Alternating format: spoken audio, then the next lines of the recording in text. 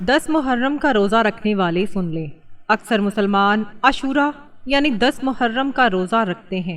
کچھ لوگ 9 اور 10 محرم کا روزہ رکھتے ہیں، جبکہ کچھ 10 اور 11 محرم کا روزہ رکھتے ہیں۔ لیکن آج بھی بہت سے لوگوں کے ذہن میں یہ سوال موجود ہے کہ آخر محرم کا روزہ رکھنا چاہیے یا نہیں؟ اگر رکھنا چاہیے تو کیا صرف 10 محرم کا روزہ کافی ہے یا اس کے ساتھ ایک اور روزہ بھی رکھنا ضروری ہے؟ اور اگر ایک اور روزہ رکھنا ہو تو 9 محرم کا رکھا جائے یا 11 محرم کا؟ کیا اس بارے میں قرآن و حدیث میں کوئی رہنمائی موجود ہے؟ اور خود ہمارے پیارے نبی حضرت محمد مصطفیٰ صلی اللہ علیہ وآلہ وسلم نے محرم کے روزوں کے بارے میں کیا تعلیم فرمائی؟ کیا آپ صلی اللہ علیہ وآلہ وسلم نے اس مہینے کے روزوں کی فضیلت بیان کی؟ ان تمام سوالات کے مستند اور تفصیلی جوابات قرآن و حدیث کی روشنی میں جاننے کے لیے ویڈیو کو آخر تک ضرور دیکھیے، کیونکہ آج ہم آپ کو بتائیں گے محرم کے روزوں کی حقیقت کیا ہے، ان کی فضیلت کیا ہے، اور پیارے نبی صلی اللہ علیہ وآلہ وسلم کا اس بارے میں کیا فرمان ہے۔ بسم اللہ الرحمن الرحیم۔ السلام علیکم ورحمۃ اللہ وبرکاتہ۔ محرم الحرام اسلامی سال کا پہلا مہینہ ہے اور یہ ان 4 مقدس مہینوں میں سے ایک ہے جنہیں اللہ تعالیٰ نے خاص حرمت اور عظمت عطا فرمائی ہے۔ یہی وجہ ہے کہ اس مہینے کو محرم الحرام کہا جاتا ہے، یعنی ایسا مہینہ جو عزت و احترام اور برکت والا ہے۔ بہت سے مسلمان نے اسلامی سال کے آغاز پر محرم کا چاند تو دیکھا ہے، لیکن اس عظیم مہینے کی اصل فضیلت اور اہمیت سے پوری طرح واقف نہیں ہوتے۔ اگر ہم قرآن و حدیث کا مطالعہ کریں تو معلوم ہو کہ محرم کا مہینہ اللہ تعالیٰ کے نزدیک بہت بلند مقام رکھتا ہے۔ نبی کریم صلی اللہ علیہ وآلہ وسلم نے اس مہینے شہر اللہ المحرم یعنی اللہ کا مہینہ فرمایا۔ تمام مہینے اللہ تعالیٰ کے ہی ہیں، لیکن کسی مہینے کو اپنی طرف منسوب کرنا اس کی خاص عظمت اور فضیلت کی دلیل ہے۔ محرم الحرام ہمیں صرف نئے سال کی آمد کی یاد نہیں دلاتا، بلکہ یہ مہینہ ہمیں اپنے اعمال کا جائزہ لینے، اللہ تعالیٰ کی طرف رجوع کرنے اور اپنی زندگی کو بہتر بنانے کی دعوت بھی دیتا ہے۔ اس مہینے میں تاریخ اسلام کے ایسے عظیم واقعات پیش آئے جنہوں نے حق و باطل کے درمیان فرق کو ہمیشہ کے لیے واضح کر دیا۔ اس مہینے میں حضرت امام حسین رضی اللہ تعالی عنہ اور ان کے جانثار ساتھیوں نے میدان کربلا میں عظیم قربانیاں پیش کیں اور پوری امت کو یہ ثابت کیا کہ مسلمان ہر حال میں حق کا ساتھ دیتا ہے اور ظلم کے سامنے سر نہیں جھکاتا۔ محرم الحرام کی ایک بڑی فضیلت یہ بھی ہے کہ اس مہینے میں نیک اعمال کی اہمیت بڑھ جاتی ہے۔ جو شخص اللہ تعالیٰ کی رضا کے لیے عبادت کرتا ہے، توبہ کرتا ہے، ذکر و اذکار میں مشغول رہتا ہے اور نیکی کے کام کرتا ہے، وہ اللہ تعالیٰ کی خصوصی رحمتوں کا مستحق بنتا ہے۔ اس مہینے میں انسان کو چاہیے کہ وہ اپنے گناہوں پر ندامت محسوس کرے، اللہ تعالیٰ سے معافی مانگے اور اپنی زندگی دین کے مطابق گزارنے کا عزم کرے۔ اب اگر روزے کی بات کی جائے تو روزہ اسلام کی عظیم عبادات میں سے ایک عبادت ہے۔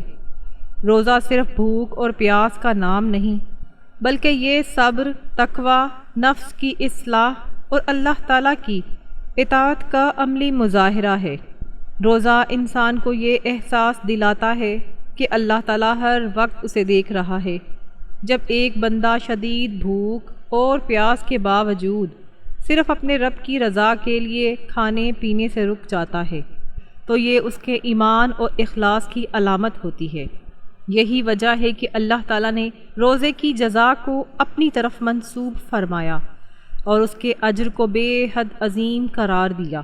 نبی کریم صلی اللہ علیہ وآلہ وسلم نے محرم کے روزوں کی خصوصی فضیلت بیان فرمائی۔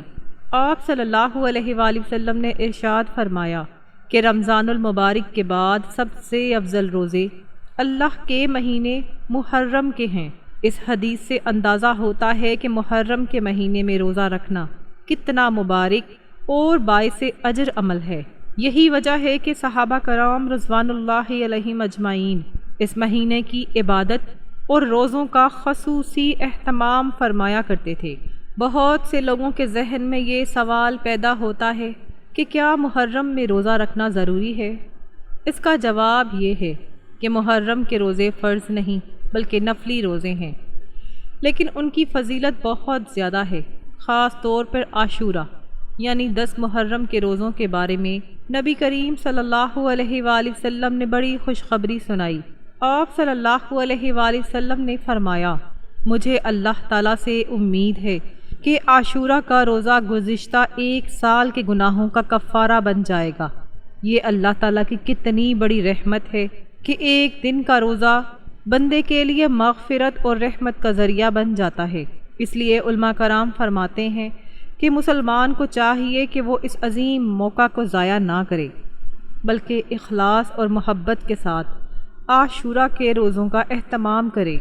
نبی کریم صلی اللہ علیہ وآلہ وسلم نے بھی ارشاد فرمایا، اگر میں آئندہ سال زندہ رہا تو 9 محرم کا روزہ بھی رکھوں گا۔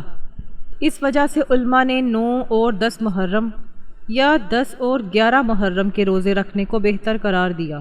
اگرچہ صرف 10 محرم کا روزہ رکھنا بھی جائز ہے اور اس کی فضیلت احادیث سے ثابت ہے۔ محرم الحرام کا پیغام صرف روزے تک محدود نہیں، بلکہ یہ مہینہ اللہ تعالیٰ کے قریب ہونے، اپنی اصلاح کرنے، توبہ کرنے، نیک اعمال بڑھانے اور اپنی آخرت کی فکر کرنے کی دعوت دیتا ہے۔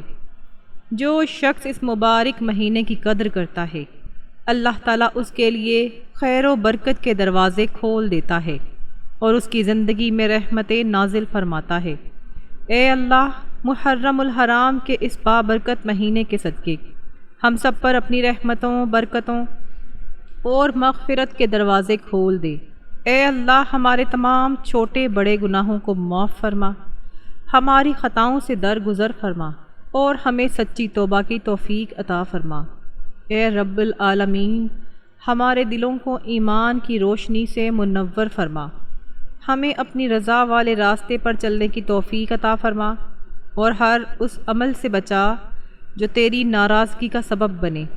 اے اللہ، جس طرح آپ نے اپنے نیک بندوں پر اپنی رحمت نازل فرمائی، اسی طرح ہم پر بھی اپنے خاص فضل و کرم فرماؤ۔ اے اللہ، ہمیں محرم الحرام کی برکتوں سے بھرپور حصہ عطا فرما دے، ہمیں عبادت، ذکر، تلاوت، قرآن اور نیک اعمال کی توفیق عطا فرما۔ اے اللہ، ہمیں عاشورہ کی برکتوں سے مالا مال فرما اور ہمیں ان خوش نصیبوں میں شامل فرما جن سے تو راضی ہو جاتا ہے۔ اے اللہ، امت مسلمہ کی تمام پریشانیاں دور فرما، بیماروں کو شفا عطا فرما، مقروضوں کے قرض ادا فرما، بے روزگاروں کو حلال رزق عطا فرما، ہمارے والدین پر اپنی بے شمار رحمتیں نازل فرما اور جو اس دنیا سے جا چکے ہیں ان کی مغفرت فرما، ہمارے گھروں میں سکون اور محبت اور برکت عطا فرما، ہمیں ایمان کی حالت میں زندہ رکھ اور ایمان کی حالت میں ہی دنیا سے رخصت فرما۔ اے اللہ، حضرت امام حسین رضی اللہ تعالی عنہ اور اہل بیت اطہار اور تمام شہدائے کربلا پر اپنی بے شمار رحمتیں نازل فرما، ان کے درجات بلند فرما اور ہمیں ان کے نقش قدم پر چلنے کی توفیق عطا فرما۔ اے اللہ، ہمیں حق بات کہنے، حق پر قائم رہنے اور ہر حال میں تیری رضا کو مقدم رکھنے کی توفیق عطا فرما۔ آمین یا رب العالمین۔